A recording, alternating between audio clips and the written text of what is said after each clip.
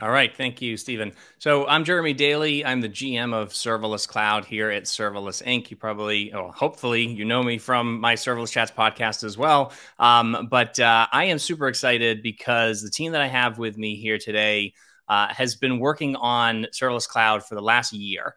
And we have talked to so many customers. We've met with so many different people and just gotten so many ideas and feedback and just listened to the community in terms of what the problems were with serverless and the development process and how there was just there's too many tools, there's too many things that just make it really, really hard to develop serverless applications. And so this team got together, and there are some brilliant people on this team. They've done some amazing work, and we think we've come up with something here that really moves that goalpost even further, where we say, look, you can build a serverless app in seconds. You can get up and running in seconds. There's all this friction that we had before is gone.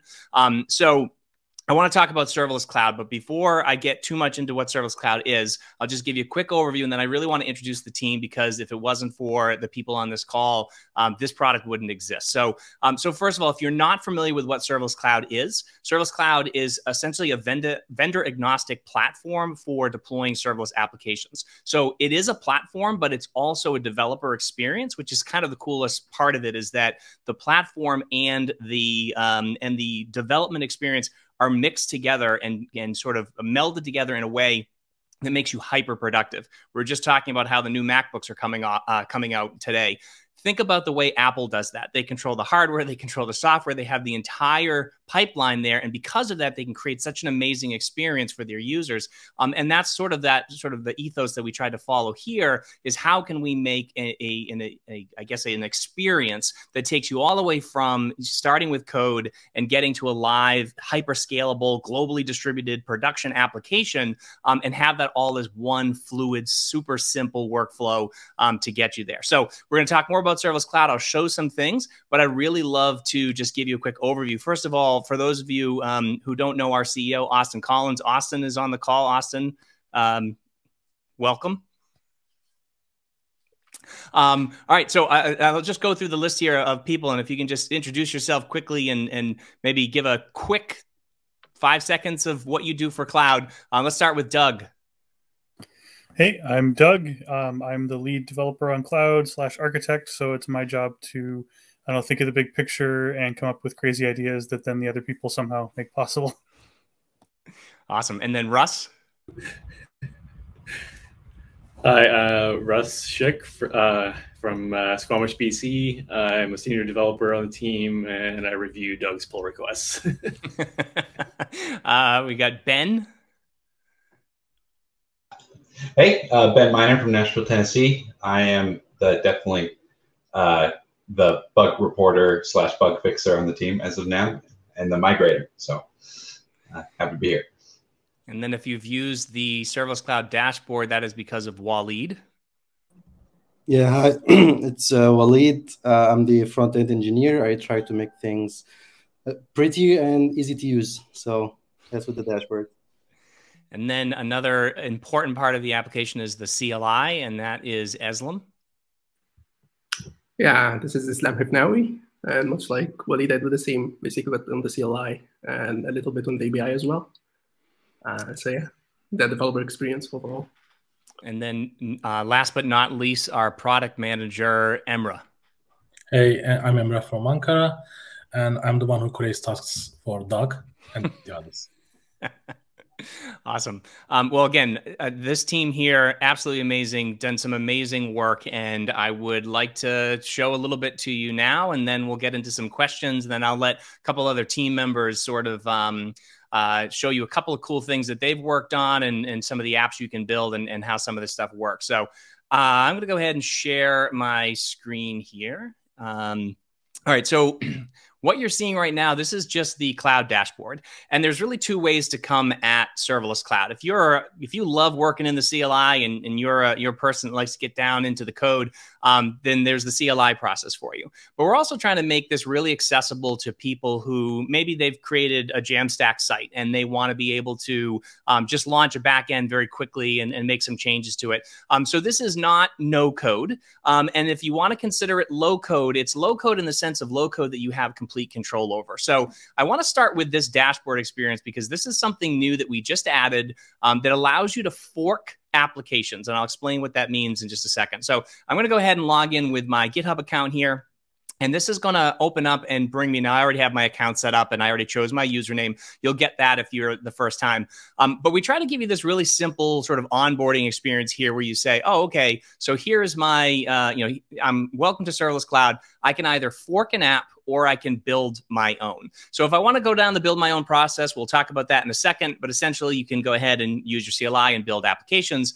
But if I want to get started really, really quickly, I've got a couple of these starter apps that I can choose. So just to make it simple, I'm going to choose this. Actually, I'm going to do the status page, but then I'm going to go back in a second because I just want to show you one feature here. So essentially you have this, it says to fork it. I go ahead and hit next. It asks me what I want to name it. And then it's going to actually ask me to fill in any parameters. Now, what's cool about this is that these parameters could be Stripe API keys. They could be, some sort of Twitter authentication handles. They could be API keys for other things. They could just simply be titles. So you can add all kinds of customizations into these forkable apps. That makes it really, really easy for you to build these things and again, have that customization. So I'm going to cancel out of that, and I'm just going to do the to-do app because it's a nice, simple one. I'm going to go ahead and hit next. I want to name it to-do. I'm going to hit fork, and it's going to say tenant not found. So that's always great when you get a oh, it might be because I went back. Let me try this again. So I'm going to use on Jeremy Daly on my org here. There we go. Now it's forking the app. So this is forking this. And what this essentially is doing is it's taking this live app that's created and is running, and it's making a copy of that, and it's putting that into my own organization here. So now you can see under Jeremy Daly, I have to do, and I have this instance called production. Now, right here, it says I can go ahead and view this live app. So if I click on this, now I have a live app. I've got to-dos. I can go ahead and check these off. I can make changes here, show incomplete, and so forth. So I have this live app that is running right now for me. But it gives me some options here where I can go ahead and install the CLI, and then I can actually clone this app to my local machine and start working on it. So that's what I'm going to do. I'm going to copy this thing here, and then I'm going to switch over to VS Code here. And I'm actually just going to open the sandbox directory, and let's see if this works here. So this will open me into this empty sandbox directory, and I, for some reason, have some random things open, so I will close those. And then what I'm going to do is, these are just my errors. I'm going to go ahead and open my terminal here, and right in this directory, I'm going to paste in, as soon as my thing works, I'm going to paste in this code that I copied here that is telling it to clone this version of the app and automatically log me in, by the way, which is another nice feature. So I click this, I run this command, one command, and this is assuming, again, I already have the cloud. I have the @serverless/cloud installed. And then this will go ahead, log me in, and then it will start cloning this application for me. So just give this a second. Again, this is now downloading all of the files, and you see that it created this to-do folder over here. And it's putting these files in here for me. And it will install my dependencies for me. This is all NPM based, so it's a whole bunch of stuff going on in here. And then once this is all taken care of, installing dependencies, my node modules just showed up. And that's it. So now I have successfully cloned an instance. I cloned the production instance, and I can go ahead and CD into this to-do directory. And then I can run cloud again from here. It's cloud. So go ahead and run cloud. And this is now going to spin up my own personal dev instance. So this is an instance of the exact same application that I now have running in my production environment, but it's going to create a copy of this just for me so that I can make changes to it. And as soon as this connects and spins up that instance, I'll get my own URL that is specific to just this. So if we look at our old URL here, this is autumn field or whatever it is. We go back here, this one's called winter dawn. So I don't know why there's some season themes, but they're there. So now I have this copy of the application, all right? But one thing that is interesting is over here, I can go ahead and I've already checked off a bunch of things there. But on this one, all of my things are restored. That's because it's copied in a fresh set of data that we got from this data.json file. So I'll show you that in a second, because this is a really cool way to kind of affect your workflows and be able to develop your applications. So now I have this app copied in, and this is all of the information I need. Now notice there's no serverless.yaml file here. There's no template.yaml. There's nothing in here that requires me to configure anything. Instead, when I go into the code here, I just define, using these really simple helper functions, or helpers that we call them, API, data, schedule, and params. I can just go ahead and do API.get. So very familiar, if you're familiar with Connect or Express or any of those HTTP frameworks. I can do an API.post, I can do API.delete, but I also can access some really cool things like my data. So I have a data component down here that I wrote that just uses data.get or data.get by label. And there's all kinds of really cool ways that you can pull data back using what seems like a very simple key value store. But what's nice about this is that it's just built in. There's no IAM permissions. There's none of that extra stuff that you have to jump through in order to make these things work. So this gives you a very sort of straightforward way of just defining what it is you want your application to do. We also have this cool schedule.every, so you can schedule tasks on a regular basis. We've got data handlers that will respond to data changes and things like that. So lots of really cool functions that are just built in for you, and it's completely out of the box. So if I did want to change something, and I'm going to go over here into the static folder, because we have this convention where anything you put in the static folder automatically gets deployed as static assets. So I'm going to go in here and I'm going to make a change, and I'm going to say, welcome to Serverless Cloud. And I'm going to just put demo there. Now, as soon as I save this, and I want you to watch the screen down here, I'll hit save and it'll say updating. And it says updated your code in 1 second. Usually it's less than 1 second. And what that just did is that actually went to this live version of the application here. And if I refresh this, then I will get welcome to Serverless Cloud demo. Right. So this syncs your code instantaneously. And if I'm in my production environment, or I'm in this app here and I'm making changes, maybe I'm making changes to APIs, I want to do things like that. All of that stuff happens instantaneously, syncs it to the cloud, and it's deployed for you to test. So now I've deployed this change that says demo. But again, if we go back to my production here and I refresh this, this is going to just say Serverless Cloud, because these are two completely independent environments or stages that I'm working in.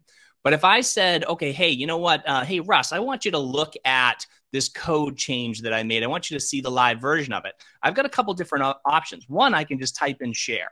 When I type in share, what that actually is doing is it's essentially spinning up a PR branch or a feature branch, a separate stage, a separate instance that is going to contain just that snapshot of what happens. So now I have this royal wave here. I can go ahead and send this over to someone on my team, and they look at it. They're like, okay, yeah, it says that you made the demo change. Everything looks good. Great. So now I have this, and somebody can go ahead and play with it. And again, I can delete things here. I can check things off. I can do all kinds of changes to this data, and it is completely independent of this instance here, which is my personal instance, right? So now I say, okay, yeah, everything looks good. I think we should push this to production. So I just go ahead and type deploy, and I do production, and I hit enter. Oh, I an extra space in there. Production, hit enter, and it says deploying to production. So now this takes a couple of seconds, right? Maybe 10 seconds or so, because this is compiling it and moving it over into my production environment and running some checks on it. And as soon as this is done, wait. Take a little bit longer than normal. Okay, so now that's to production. Now notice that this says autumn field, right? Which is the name of the production one that we had. And as soon as I refresh this, now my production is updated, but didn't do anything to my data. So your production data stays separate from your staging data and your local data and so forth. So anyways, very, very quick workflow, easy to do some of those things. Now I showed you the forking workflow, and I want to show you one more workflow very quickly, but then we'll jump in and I'll let some of the other team members show some things. So I'm going to go ahead and close these, and I'm going to go into my, oh, and by the way, in the dashboard here, which we talked about while building this, So now I can see I've got my production stage, I've got my personal instance that is assigned to my username, and then I have this preview instance that I shared. And if I go into these, I get the number of invocations, how long it took. I see all my API routes. I can go in and add parameters and make changes to that. I can see my metrics. I've got full access to my logs. So I can go in here and see all the different invocations and anything that happened as part of that. I've got some additional settings and so forth. So very, very cool in terms of how I can do that. And let me show you one more thing before we skip ahead. I'm going to go back into this to-do app. So this is the to-do app that I cloned. I cloned this from this serverless, this serverless org that we created to help, just put some sample apps in. But if I go into settings, I can actually make this forkable now. So if I make this forkable and I say my version of the to-do app, and I go ahead and I save that, now I actually have made a forkable app that somebody else can get to. And I can go ahead and view my public profile, which is me here. And you see that I've got this to-do app listed. Somebody else can come in here. And if they want to, they could go ahead and they could fork it. So the idea is, again, build applications that you can share with other people or build applications that are private to you. You have full control over it. But if you do have apps that you think can be easily shared with other people and maybe other people can reuse, maybe think about sharing them as a forkable app so other people can take advantage of some of the work that you have done. All right, so let me show you this one more workflow, and then we'll open it up to some questions and talk to the rest of the team here. So if I go back to my VS Code here, and I'm going to exit out of this. So if I'm starting a new project, this is what I'm going to do. I'm going to go ahead and hit File, Open. I'm going to create an empty folder here. So go back into my sandbox, and I'll create a new folder, and I'll just call it Test Project here. I don't think I spelled that right. I didn't. Test Project. All right, so now I have this Test Project folder, so I'll open this up. It's just because my VS Code is set up weird where I have to open everything into their own windows. Your workflow may differ. So now I'm in this test project. I'm going to go ahead and I'm going to open this terminal window again. And now I'm in a blank project. I'm not cloning something else. I'm not grabbing a URL to try to clone thing in. Instead, I'm just going to run cloud. So I'm just like, I just want to start a new project. So empty directory, type in cloud. So now this is going to connect me to the cloud, and it's going to ask me some questions. It's going to say, well, what organization? Now, most people might only have one organization. Obviously, I have a bunch, but I'm going to select that. And then do I want to create a new app or work on an existing app? So actually, right from here, if I said work on an existing app, I could go ahead and connect to that to-do app that I just created, but I'm going to create a new app instead. So now we have a couple of templates that you can get started with. And so if you just want to do that sample to-do app, we actually have that as one of the simple templates that you can use here. We have a JavaScript API sort of starter template, TypeScript starter template, and then we'll be adding a bunch of other ones. But I want to show you this Vue.js one, because another thing that you can do with Serverless Cloud is you can build front end and back end all working together. So I'm going to select this Vue.js one, and I'm going to call this, what did I call it? Test project. So I'll just call it test project here.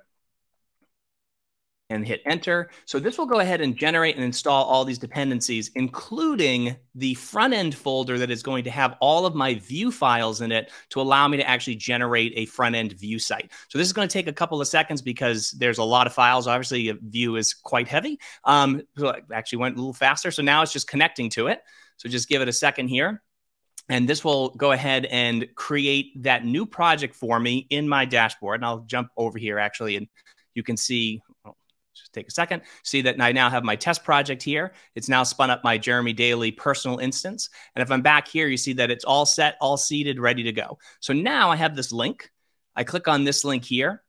And so this is actually loading my API as well as my front end Vue files. And so in this circumstance, this says the information below is fetched from your Serverless Cloud API. So this information here, these users actually being pulled from the API loading into this Vue application. And this is just an endpoint that I put up that is /users. And this just pulls back some data from our serverless data package. So this loads right from here. And what I can do is, if I follow the instructions on this, I can go into front end, install the NPM, run serve, and actually have the front end version of this browser up and running. So again, we're working on some better workflows for this, but this, again, this is not too difficult here. You just open up a new terminal window, you CD into front end, here, and then npm I. And that will go ahead, and that might take a couple of minutes because it's got to install all kinds of crazy stuff.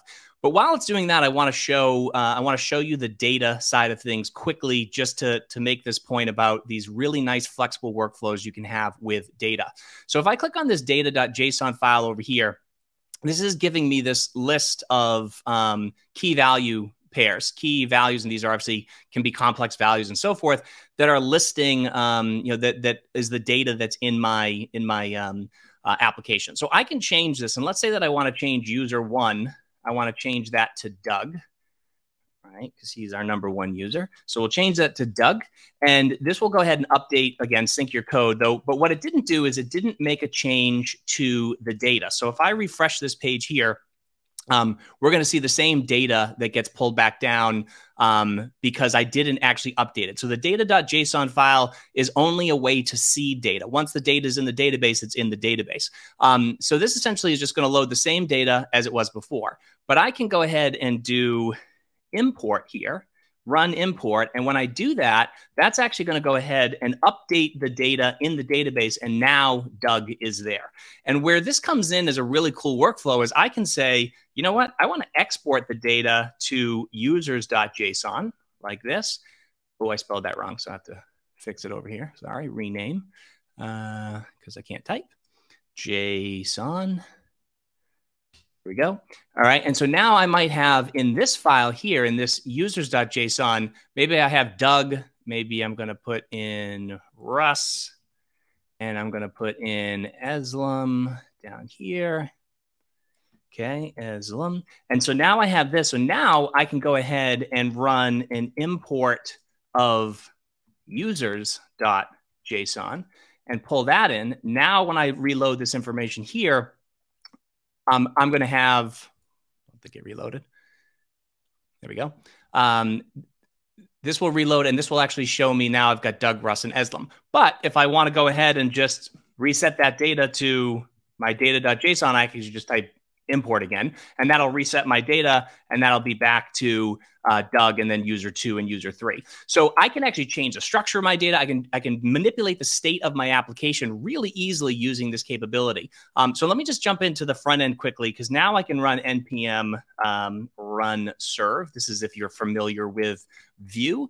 But now what I actually have here, as soon as this starts, because again, it's the Vue is somewhat heavy in the development area. But when this starts, this will give me a local host URL, and I can actually then just run build, and that will I have this configured so it'll update my static folder automatically for me. But this is a way that you could actually work locally and be able to make changes to your Vue and then or your Vue application, but still connect to your remote database. So, or I'm sorry, your remote API running on Serverless Cloud. So here this says no users found because there is a setting under front end and source and main that asks for your URL. But if I wanted to, I can easily just copy this URL, come back in here and update this.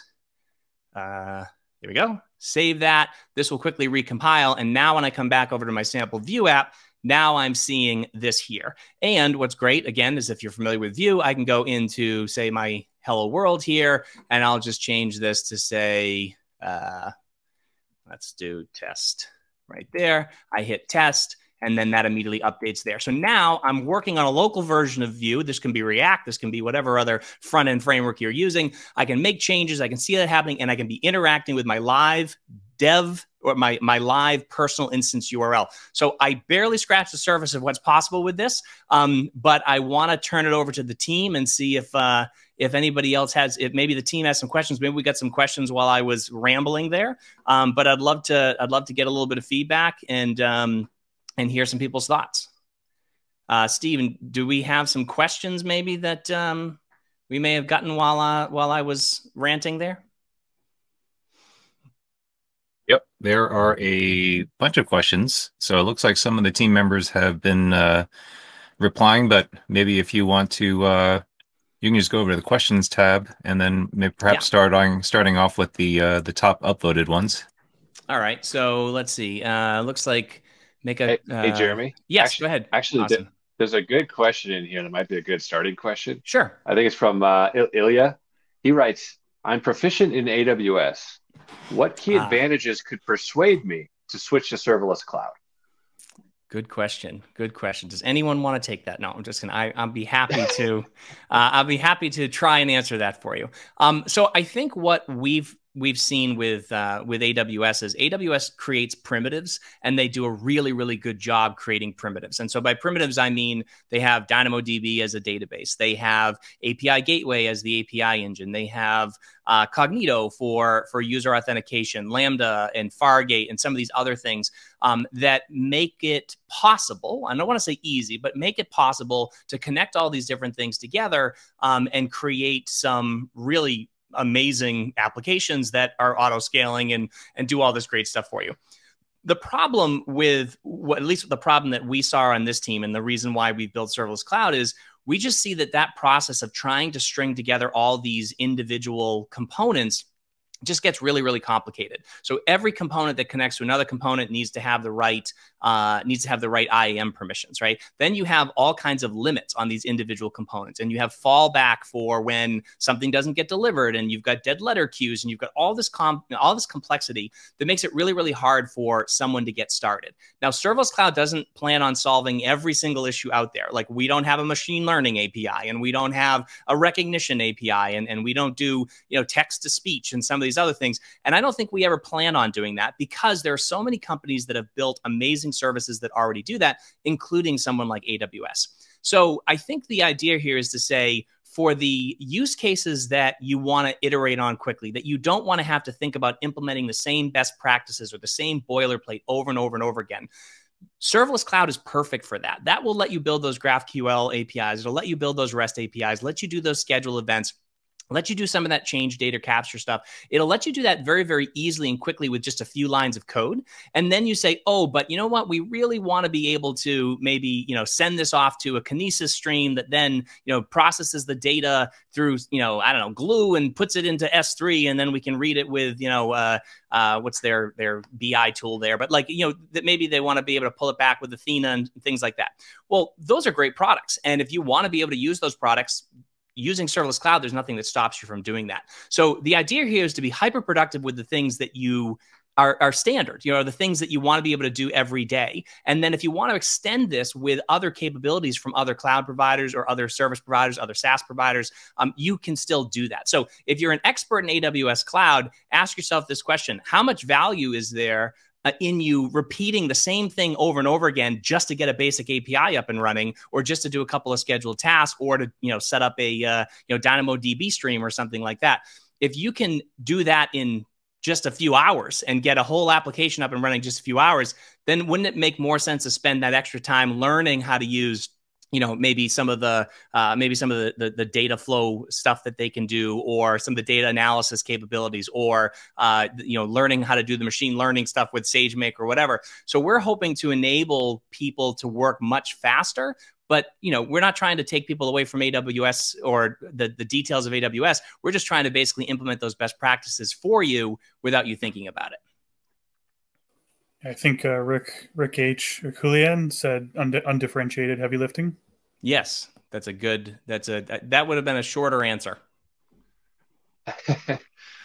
I want to chime in with some insight here too, because like you, Jeremy, and like the rest of the team here, and probably everybody at our company, have a lot have encountered a lot of workflow challenges and serverless architecture challenges over the years.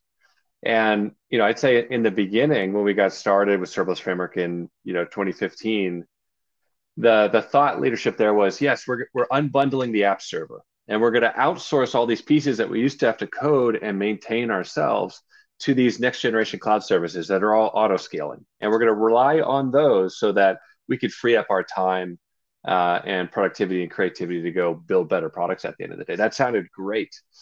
And then the interesting thing happened, and that was, in the beginning, this was called serverless and serviceful. And then all of a sudden, AWS and the cloud industry at large came out with a lot of services, like more services than I think any of us ever imagined. And, like you have to get a data proxy between Lambda and, some traditional database system, or you have to think about Lambda extensions or layers and whatnot to share code. And this kind of serviceful complexity that has emerged now, especially like we call it out in the video, it's like you have to bring in like 30 things just to make an API, I think has kind of hurt the serverless movement. Because it's a lot of stuff that developers are expected to be super knowledgeable about, and it's changing all the time. More services are coming out, and especially hard for teams, right? There's always like I chat with the serverless team at least once a day, and there's always at least a couple people in there who are service experts at AWS, and they're trying to help bring on the team and help and get them to keep up with AWS's pace of innovation and growing configuration landscape, and it's just so hard. And then you bring in the workflow issues of having a bunch of services. Teams are like, well, do we just work on the cloud and try and deploy to the cloud on every change? Or are we going to then try and emulate AWS locally and try and emulate all these services locally on all our developers' machines and whatnot? It's complicated. And having all these services and the expectation of being knowledgeable across all these services to build basic use cases, I think we're at a point where a new abstraction makes sense. Right? Especially for like the 60, 70% of the things that people are doing every day. And we know from serverless framework, everybody's making APIs, right? Everybody's doing microservices, or everybody's doing these types of data processing jobs, or these types of event-driven automation. And so fortunately, we're enriched, and we got this great perspective by all this great data on the use cases people are doing. And we're just going to start taking on those use cases, bringing them into serverless cloud. And our goal is, really rapid real cloud development, where you could develop on the cloud at the speed of local. And you don't need to be a serviceful expert on AWS to just get these simple auto-scaling paper execution use cases out the door. So hopefully, like Jeremy said, we could take on a lot of the basic stuff that you do every single day. And then, of course, still reach into AWS for those complex use cases, those kind of nuanced things that your team is trying to get off the ground. But we're going to try and help you get the basics done really, really quickly and create a better team collaboration workflow. Definitely. And there's another question in there, speaking about workflows, that asks about CI/CD. So one of the things that we noticed was reducing the friction and letting somebody get something into production or out there in public so that people can look at it very quickly is very powerful, right? So the ability to code an app and say, okay, I'm ready to share this with people. If you then have to set up a repo and go through the CI/CD process and some of these other things, it can get a little bit bogged down, and it can take some time, especially if you're just a small team and you're trying to work quickly, or you're an individual developer. So we enable the ability for you to just publish very quickly. However, there are teams that want to follow standards, and they want to follow a CI/CD workflow where things get checked into a repo, that maybe they do feature build or feature branch builds, they do PR builds. They want to have some sort of approval process before things get moved into production. So we understand those processes as well.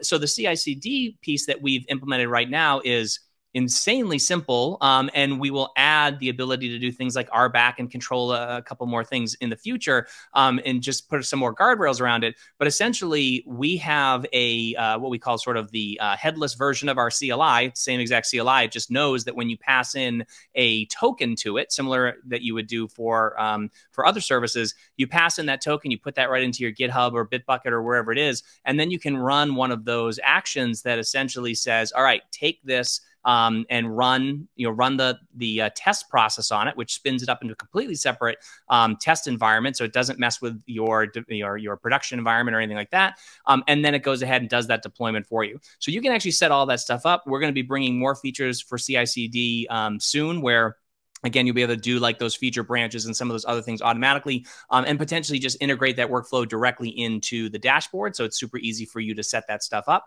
But right now we do support CI/CD and the ability for you to set, a little bit more, some more of those guardrails and use that check-in process to do the deployments.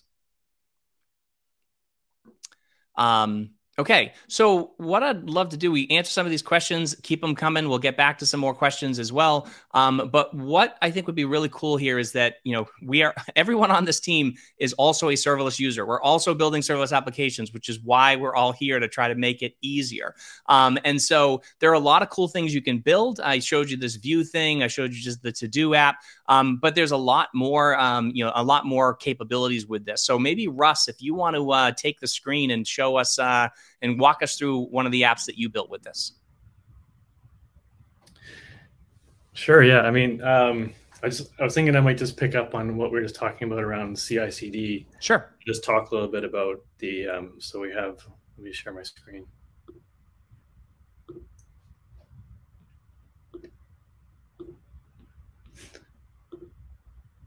Yeah. So on our at Serverless, we have a few of these example apps here on our. If you go to cloud.serverless.com/serverless, and what I've been working on just actually today and yesterday was actually implementing CI/CD for this this chat application. So I'm not sure if this is going to be interesting to people or not, but this is I thought it was kind of cool. So basically, we have the source code for this chat application is it's in our public repo here, and what I was doing is just adding a GitHub action that's going to whenever we make a change to that app and merge it into master, it'll just basically deploy and update the live production version. And it's turned out to be really simple GitHub action. So basically, just it lives in a subdirectory here. So I specify this working directory, and I make sure that this action only runs on changes in this subdirectory. And then basically do the standard checkout, set up node, run npm CI, npm test, npm run deploy. And that's it.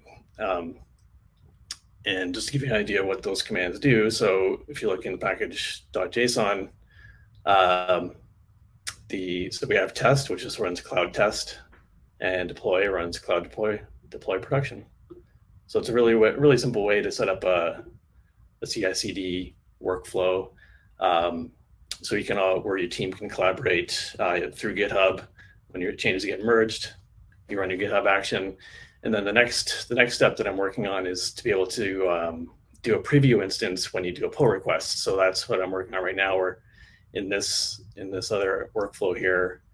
It'll be almost identical, but basically like run CI, run test. It's going to run a preview deploy and take the output of that and then add it as a comment to your GitHub, to your pull request. So this is not quite up and running yet, but that's the idea, is that when you do a pull request, it will just automatically deploy a preview instance and then post the URL to that preview instance as a comment in the pull request. So I think that's going to be pretty cool. But anyway, that's coming soon.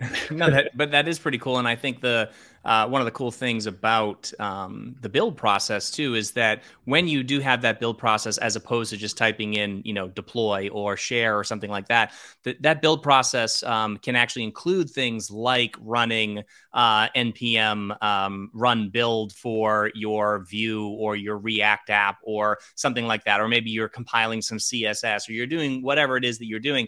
Those build processes can all run as part of that workflow. And so that's just a really cool way that when you go ahead and you're working locally, I mean, I think we all know when we're working locally, we're building things, we've kind of got things in a wacky state, and then we want to kind of get them kind of really solid.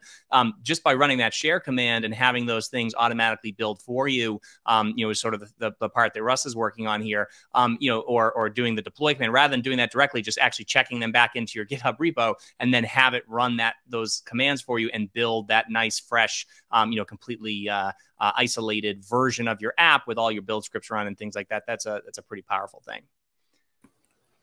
If I may, I'd like to talk Doug, go ahead. A little bit about, there's a number of questions about eject paths and stuff like that, and I just wanted to elucidate on that a little bit.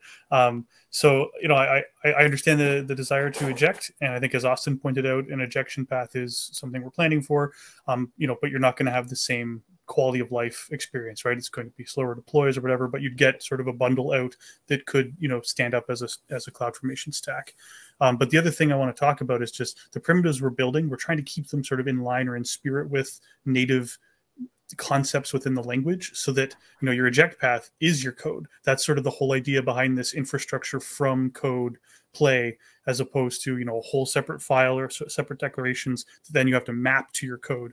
Like, your eject path is also just copy paste if you want to run it inside a Docker container or whatever. The data abstraction has some things to it, but it's just Dynamo under the hood. But the other thing about ejection, and in terms of extensibility to more complicated use cases is like we support encrypted parameters. So you could create your own role in another AWS account where you're going to run your more intensive workloads and use cloud as your sort of control plane for your more complex, or as you build your system out. So you can keep cloud as, just a core set of functions, and then build new and more complex things in other clouds or whatever you want. So like cloud is really not trying to box you in. It's just trying to give you this really productive core that you want to write things in, but you're free to extend it. There's nothing that stops your cloud app from calling CloudFormation in another account, or calling GCP or Cloudflare or something like that. Yeah, great point. One thing I wanted to touch on, because somebody asked about how do you move things through production, how do you move through stages? And there was an answer in there, which is good, but at the same time, there's also this cool feature called promote. So essentially, if you wanted your CI/CD process, when you check code, maybe you merge it into main, you want that to automatically deploy that to a QA test environment. So you can go ahead and do that, have it deploy to QA test. And then when you say that's ready to go, either from the dashboard, you just go in and there's a little button there that says promote. You click promote, and that will go ahead and move. It'll move it from QA into production, or you can actually do that from the CLI as well. So we tried to create as many of these workflows that make it really, really easy for you to do these things. But yeah, I mean, I think just sort of touching on what Doug said, like, this is not meant to box you in. This is like the starting point, I think, for a lot of things, where if you can get an app up and running very, very quickly, you can get a new service up and running very, very quickly, then you don't have to worry about trying to set up all of this configuration just to get the API running, and then figure out how am I going to do dead letter queues and how am I going to do some of these other things. That's just all done for you, and it's all completely abstracted away in these very simple, Doug called them primitives. I try to stay away from that word. I try to think of them more along the lines of use cases, right? Or outcomes that we're hoping to get to, right? An API is, I don't want to define an API. I want to define an application, that has an API in it, right? Essentially, and everything that needs to happen underneath the hood automatically happens for you. So there is a long way that we can go with this. This is we are day 0 or day 1. I don't want to use the AWS term, but maybe we're day -1. I don't know, but we have a really, really cool roadmap and a lot of things that we want to do and move down the path. So we're running out of time, and I do want to give Eslam, who, if you don't know Eslam, he's like one of the original serverless framework guys. I mean, he should have his own Hall of Fame just for the things that he's done for this organization. I mean, honestly, he's done so many amazing things. He came and joined the cloud team about a year ago and built this amazing CLI that just keeps getting better and better and better and better and better. I don't know how he does the things that he does, but I showed you the CLI very quickly, just a couple of the workflows. But Eslam, if you want to show everybody just some of the cool little features that I think make your life a million times easier, and what that experience is like, why don't you just show people what that's like?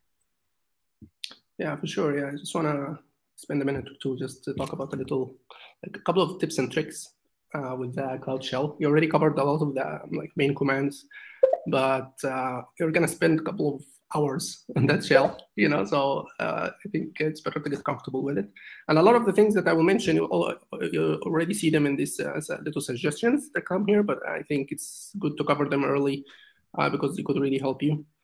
So the first quick one, you can, whenever you're in development and you've lost your stage URL, your personal instance URL that you're testing against, you can just type URL to print that for you. And it doesn't open automatically because this could be an API. I couldn't know how the request should be. But in our case, I'm working on a to-do app just like Jeremy. So you could open that. I can test or copy it or whatever you want to do. And as you all know, this Cloud Shell, it's meant to connect to your personal instance. And this is where you also see all the logs. So whatever you do here shows up here right away. And so this is the log that you see right here. And with our syncing feature, if you just make any change, like at a debugging log, like a hello world, or like you're dropping any issue, you want to know, like print an object or whatever, you can just save and it will update very quickly. And now if you try again, you should be able to see this new change right away.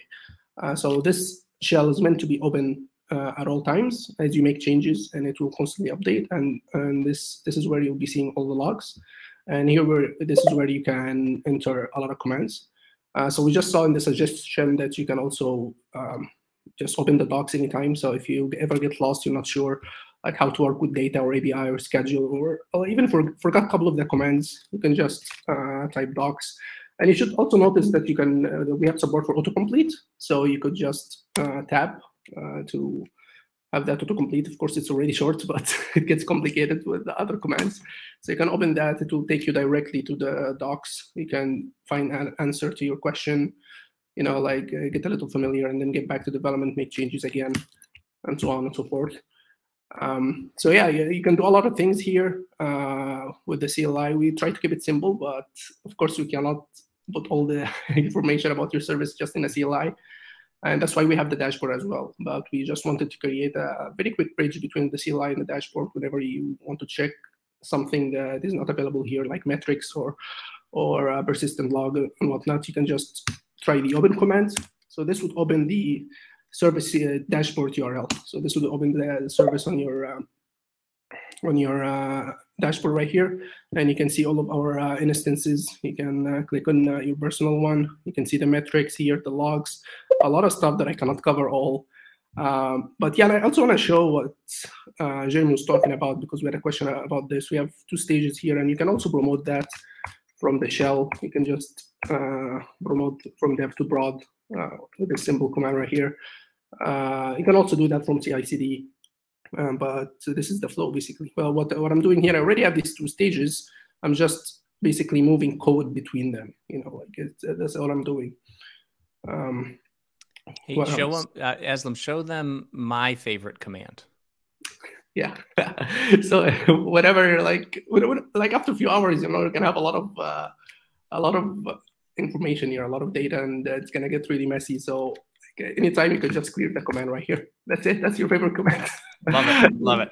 Most productive command for me. Yeah. Anyways, we try to make it as intuitive as possible. A lot of these commands, and a lot of these experiences, you already have with your terminal. And even though this is not the actual terminal, you cannot run ls, for example, or whatnot. But we try to make it as intuitive as possible. So if you click the up or down arrow command, there is history of all the commands that you've run. All of this just to make it easier for you during development, and just to help you get your code out there and build something quickly without waiting for CloudFormation stuff. So yeah, there's still a lot there, but I encourage you to take a look at the docs. There is a bunch of stuff to cover, whether that's on the CLI or on even the runtime itself. Awesome. Yeah. Thanks, Aslam. You know what we didn't talk about, and Russ, if you want to do this quickly, let's talk about testing for a second, because this is something that all of us developers say we do, but none of us actually do. So maybe you could show how we can make that a reality. Sure. Yeah. Somebody, Paul just brought it up in the chat. He was asking about testing, and I was thinking that maybe on our next community call, I could do a bit of a more detailed walkthrough. But the short answer is yes, we have testing kind of built in. Again, like with everything to do with cloud, we're trying to make it as simple as possible and just work out of the box. So under the hood, we're using the Jest testing framework. And so you can write tests using Jest, the Jest format. So if I just, actually, let me bring up the to-do. So in the to-do app, if you go to our example repo, you'll see not all of our examples have tests, but I think most of them do. And you can see how this works in practice. But to give you a flavor of how it's done, basically just you can write tests, and the tests, what you have to remember is that the tests run right in your instance. So if I have my shell running and I run the test command, it's actually going to run your Jest tests that you've defined, and it's going to run them right in your instance. So you have access to all your data, and any future services that we bring into cloud are going to be available in your tests. So it makes it really powerful to write integration tests. So to give you a quick example, this test is uses a helper that we have that's that ties into the API. So if I want to invoke one of my API endpoints, I can do a simple command, a simple line like this. So API.post, give the URL, and just invoke it, and I can pass in a body and then get the response back. And so behind the scenes, our API is retrieving data from the database or from the data service, and returning the result in the body, so we can collect that body and we can assert that it matches what we expect. And using the same approach, you can test out the same kind of approach. You can test out your schedule event handlers. So if I want to invoke this handler that we've defined for every 60 minutes, it's the same kind of idea, just invoke it. And then you can, in this case, we can assert that the log, the schedule ran and called this log. But yeah, so it's pretty cool. You can, so right within your personal instance, just run test. And then if you're in, oops, wrong window. And if you're in CI, when you run, you can run cloud test. So say you're in GitHub Actions or locally, whatever, you want to run cloud test, it's actually going to spin up an entirely new instance, a test instance for you, and run your tests in that instance. So it's not going to touch any of the data in any of your existing instances. Anyway, that's just to give a quick flavor, and maybe in a future call we can get into more detail on that. That won me over, Russ. Like that whole ability to create a new instance before each test. Oh my God, that is just next level stuff. I mean, we've all been on team. First off, like collaborating on shared cloud infrastructure is really hard with a team. Like it's brutally hard. Like with all these services, it's cool that we're taking our code and outsourcing them to services, but now like the AWS account is the new monolith. And like you can't fork it. You can't make changes rapidly like you could when it was all in code. And so Serverless Cloud, I think in a lot of ways is actually recreating those features with this infrastructure from code opinion and the forkability and the fast deployment speed. And now the tests, especially like we've all been on collaboration scenarios where we have a test environment, everybody shares it, someone breaks it. And then everybody has to spend the rest of the day trying to fix it, getting it back into good working order. And all the developers get blocked. Everybody's like day is ruined. And yeah, it sucks. So the idea, this whole forkable cloud concept, I think, in my opinion, is one of the biggest things here. But just the ability to like fork any app instance right before a test runs. So you have like and I don't know if we covered this, but every single fork of an app instance actually gets spun up in its own AWS account. So there's total isolation by default via this crazy rapid AWS account vending system that like Doug and Russ and the team have built. It's like, this is really crazy stuff. So every single time you create a fork, even if you like fork your app for a test, it spins it up in an AWS account, copies your infrastructure, your code, and optionally your data. And then you could run your tests against that and then destroy that whole fork, all that cloud infrastructure and the AWS account right at the end of the tests. And how long does that typically take right now? Like 10 seconds to spin something up? Yeah, I mean, yeah, 10 seconds. It didn't show the output. The test ran in 4 seconds, and it doesn't show me how long the instance was up for. But yeah, it's really fast. It's going to get faster. It's going to get faster. It's going to get to the point where you're not even going to notice. Right, because we have one of the cool things about the way that we interpret the code as well. And there's actually a question in here about the migration path. Well, there's one about the migration path from a serverless project that you already have 50 functions, bringing it into Serverless Cloud. There's another question about, are you loading all of the data or all of the code into different Lambda functions, and how is that happening? So part of the design principle behind Serverless Cloud is to look like you're building a monolith, because that is the easiest thing for most people to grok and for most people to understand, and be able to say, okay, here are all my APIs. Okay, here's some of my data processing tasks. And you can split the files yourself, and you can, import node modules like you normally do. That's very easy to do in Serverless Cloud. So you can organize your code any way you want to. When we actually deploy it, the question was, how do you deploy? Do you deploy all the code to multiple lambdas and so forth? The answer that we're trying to sort of give you is, why do you care? because we're going to deploy that in the best way possible to optimize your app to make sure that your code runs fast, and that it's distributed and that it scales independently. We have a great feature that you probably don't notice, but if you build an app with Express, you're just building APIs. If you build an app with Serverless Cloud and you use either our API helper, our schedule helper, and some of our other helpers, you can actually put a timeout in there. So you can say, I want this route to have a timeout of 10 seconds. I want this route to have a timeout of 1 second. I want this schedule task to be able to run for 5 minutes or whatever. That's all interpreted from that code when you set those values, and that will do what it needs to do to make sure that your code runs as quickly as possible. So code splitting, separating things into different Lambda functions, all of that crazy stuff is going to be happening behind the scenes. And again, we've even talked about, what if you want to run a task for 30 minutes? Well, you know, we're backed on AWS right now, but a Lambda function only runs for 15 minutes. But our code, our runtime, can interpret a 30-minute scheduled task and say, we'll just spin up a Fargate container. And it shouldn't matter to you as long as it does what you need it to do and meets those performance requirements. So again, we're very transparent about what we're doing and things that are happening. And of course, you know, we want people to know that stuff, but we also want to make sure you don't have to think about it. Like, it'll just work because we're using the best practices and the best possible tools to do that behind the scenes. So I just want to comment on a couple of these quick questions because I know we're running out of time.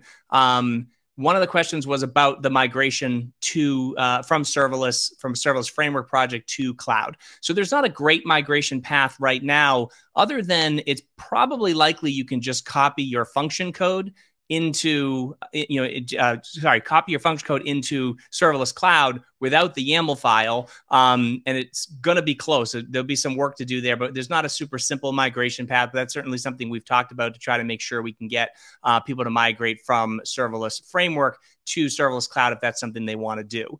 And then there was another question in there, I think, about that was the migration question. Oh, blue-green deployments. That's the other one I wanted to talk about. So right now we don't do blue-green deployments. Essentially, you can deploy it to your QA test stack if you wanted to, and then move it over to your production stack. So in most cases, that's really, really stable because it's moving the exact same code. I mean, the exact same archive. I mean, if you're familiar with publishing things into different stacks or different environments with AWS, you know that you're building separate CloudFormation files that are specific to the individual stacks or the accounts and so forth. You don't have to do that here. It's always the same archive, because the way that it gets deployed. So it's pretty safe to do that, but we have talked about building in capabilities where you can do blue-green deployments or canary deployments and things like that on the roadmap. Not right now, but certainly something we are looking at to give people a little bit of extra comfort. All right, we've got a minute left. Any other questions that I missed here? The team, I think we answered quite a few of them.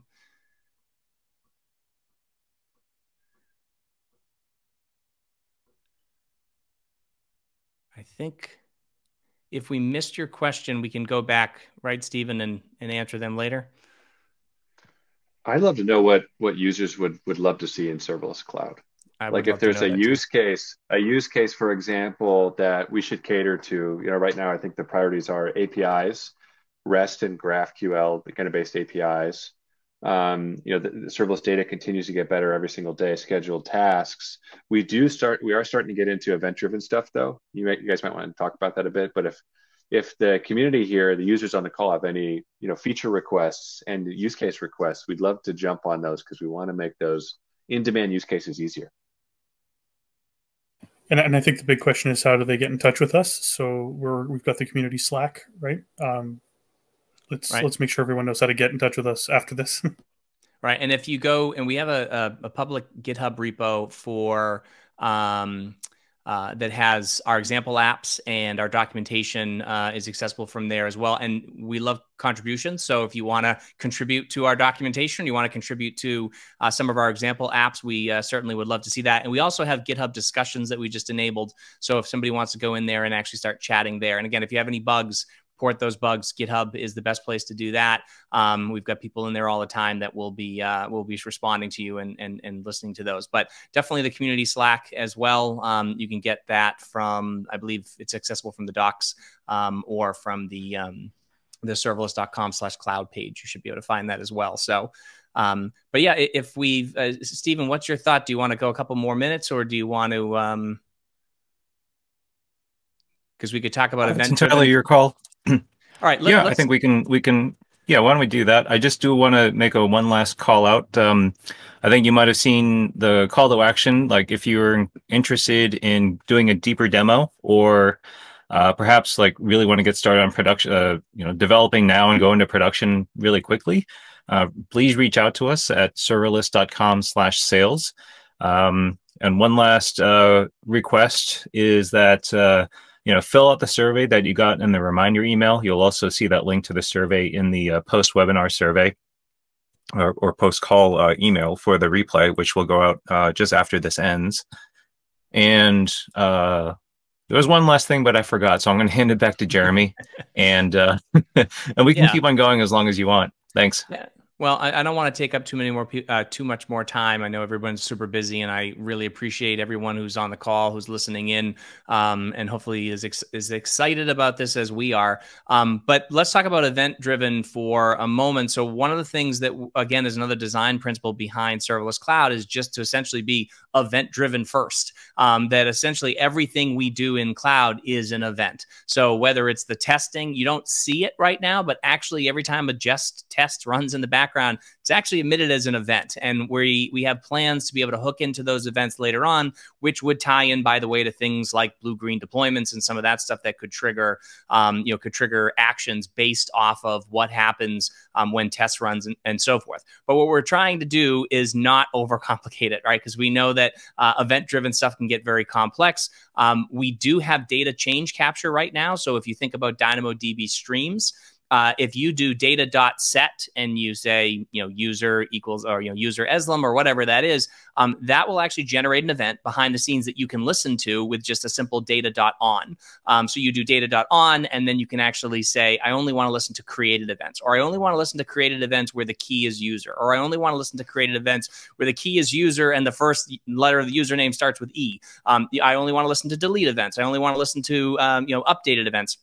And then you can write handlers that react to that. So if you want to aggregate data, maybe you want to push that off to some other service. All of those are possible using change data capture. So we already have an event process that sort of runs, but we are going to be expanding that. So there'll be a very full-fledged event bus here, where as a handler finishes, or maybe you just want to emit an event, you'll be able to emit those events automatically. It'll be handled for you. We've got some cool cross service or cross app communication stuff that will be coming as well. But essentially everything you do, you can generate an event and you can consume those events. And you'll write that right in the same exact, in the same code that you're writing your API handlers. I mean, again, you can split up your code and organize it any way you want, but all as part of that single application. And all of that mapping is done. All of the cross account permissions are done for you. Everything is just done for you without you having to worry about those permissions. But it's also going to follow all those best practices. So there'll be DLQs, there'll be buffers, actual queues that will make sure that if for some reason your handler can't respond, that it will queue those events for you and make sure that it processes those at a separate time. So there's a lot of stuff going in like that. I don't know if I gave that enough, if I did enough justice to that. I don't know, Doug, if you want to chime in on some of the event-driven plans. Yeah, I mean, actually, just as Roberto said, like my goal is for people, whether you want to build an event-driven architecture, an event-sourced architecture, a microservice architecture, a microprocess architecture, I really want us to have a place where you can start, hit the ground running and not have to deal with boilerplate or anything like that. So we definitely want to enable those different styles of architectures. And I don't think that there's anything that we're doing that's going to prohibit either of those. And there's just lots of opportunities to make it possible to build those quickly and easily and effortlessly. So you said queues, but like just as an example, I really don't want developers on cloud to have to sit there and say, do I want a queue that's ordered? Do I want a kinesis stream? Right? We want you to, the primitives, I'm not supposed to use the primitives word, the constructs, I think that one's also, it's hard to name things, right? But the concepts we want to bring forth, I want you to talk about things like I want at least once delivery, or at most once delivery, or ordered, right? Give us the constraints, and then we want to be able to provision self-provisioning runtimes, right? We want to make that infrastructure happen for you based on the constraints that you need, not you have to go through and make all these decisions, upfront and at great, effort for yourself. And the point that you just made there too is, there are a lot of primitives. We talked about that in the past. There's SQSQs, there's FIFO SQSQs, there's SNS, there's EventBridge, there's Kinesis, there's Kinesis Firehose. There's a bunch of different primitive services that AWS uses on the back end to handle some of these use cases. Now, what happens tomorrow if we write an event-driven, you write an event processing handler in Serverless Cloud, and maybe behind the scenes that uses EventBridge with an SQSQ because that's the best possible services to power that.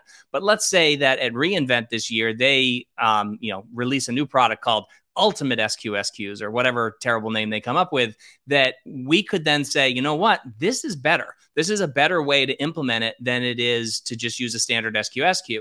And if that's the case, the next time you deploy your app, we can actually now deploy that to that SQS or that ultimate SQSQ, whatever it's called, for you without you even thinking about it. But you're essentially future-proofing by just defining, as Doug said, just defining your, I guess I call them use cases, but your use cases or what your outcome is, like what you're hoping for. Like I want at least once delivery. If there's a new service that comes out that provides better at least once delivery, then we can use that service and you don't have to change your code at all. And this has nothing to do with lowest common denominator. It's not like we're trying to write and say, okay, well, we're just going to run an EC2 instance with MySQL and Apache on it. We're going to use the best of breed services that are available. But because of the way that we are interpreting and mapping those use cases to the code, you don't have to change that in order to take advantage of the newer services and the more compelling services once they come out. Right, and that's also why we're not talking about functions, because we want to reserve the opportunity, and we're not even saying, like, we're saying it's running on Lambda right now, but in your production stage, if we think it's going to be more cost effective and performant to place that in a Kubernetes cluster, we want to be able to do that, and that's why all you're giving us is the code, and we're going to figure out the optimal infrastructure for that. Likewise with database technologies and what have you. So these abstractions, I think, are powerful. They're not lowest common denominator. And that's why, right now it's a single Lambda function, but, if we prioritize splitting up into detecting hot parts of your code where we want to amplify the memory allocations, or we want to spin up a container, like Jeremy said, because your timeout duration is beyond what Lambda can afford, we really want to free developers to describe. It's not, when I say low code, right, it's not about preventing you from writing code. It's about getting you to only have to write the least amount necessary to communicate what you need out of the system. And then that frees the system up, that frees us up to optimize and, substitute or what have you. Yeah. Love it. Couple of other quick questions. Support for WebSockets. I know these were answered, not yet, but that is definitely something we're working on. Secrets management. Actually, we didn't talk about secrets management, but I would go out on a limb here and say our secrets management is better than anything else you've seen. It is very, very cool. So when you go in and you add a parameter, we call them parameters. Parameters are, of course, encrypted, so they are technically secrets. When you create a parameter, you can create those at the service level and define defaults for all of them. And then all of your instances will inherit those. But you can go ahead into the individual instances and override them. So if you want to have a production Stripe API key, and every other service that gets created or every other instance that gets created would use that default one from the app level, not the service level, from the app level. So that all sounds great, but here's what's super great. If I have 10 instances running, maybe I have 100 instances running because I have a bunch of developers working on stuff, a whole bunch of preview instances out there. I've got 3 stages for my dev, my QA, and my production. If we suddenly decide, oh, hey, by the way, we need to go ahead and change our Stripe API key, you change that at the app level in the service, and it will actually in real time push that out to every single instance that is inheriting that value. So instantaneously it's done. So that means no fetching data from SSM, and trying to use some cache thing, or say like, well, maybe I'll set a 5-minute cache. So just in case, it'll check. Now this is instantaneous. You can use this for feature flags. You can use this for all kinds of crazy things that make it really, really easy to instantaneously change your app while it's live, just by, again, hitting update next to a parameter. So cool stuff there. And then let's just do one last question here. I think so. Troubleshooting in production. So again, you have full access to your logs, and the ability for you to troubleshoot. This is another kind of cool thing that you can do, is that cloning capability where you can go ahead and say, hey, this is the code that's in production. Something's not right. Rather than somebody having to go ahead and check that code in and then, or pull the code from the GitHub repo or wherever it is, which by the way may be in a slightly different state. Maybe there's some, there's something in staging, and you've got this other process, and you're not sure, where that actual code is that represents that exact state. I can just go in and I can say, look, I'm going to clone the production instance. I'm going to take the exact code and a sample of that data, and I'm going to go in and I'm going to run that in my personal instance and see if I can troubleshoot and figure out what the issue is. And as soon as I figure out that issue, I can say, oh, I got it. This is where the problem is. I can go ahead and now push that back to my GitHub repo and publish a patch for it. So there's a number of different ways that you can troubleshoot in production.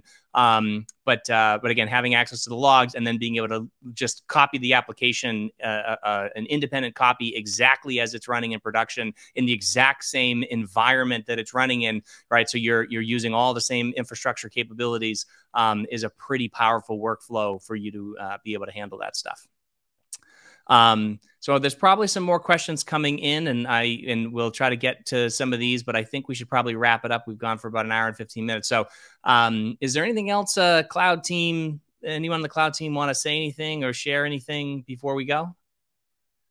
Other than your just, your absolute excitement? All right. Just smiles. Okay. Thumbs up. Awesome. Finger guns. Cool. All right. So, Stephen, back to you. I just want to say thank you to everybody who stuck around and asked all these questions.